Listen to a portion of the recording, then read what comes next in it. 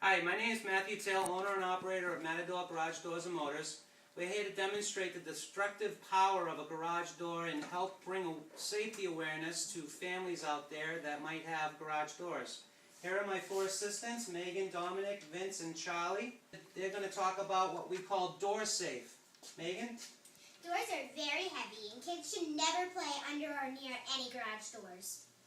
Openers are for adults and kids should never play with the button on the wall. Ouch. Never touch any part of a moving garage door or your fingers and hands can get badly hurt.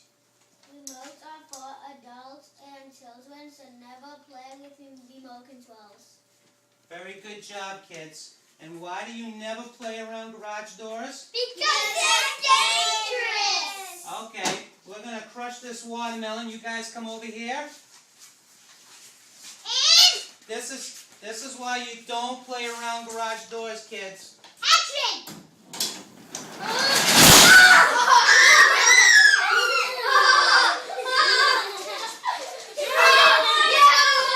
This safety video is basically showing the destructive power of a garage door. Please make sure that if you call a garage door company, they're an IDA member. These people are very safety conscious, and make sure your family stays safe. Thank you and have a good day.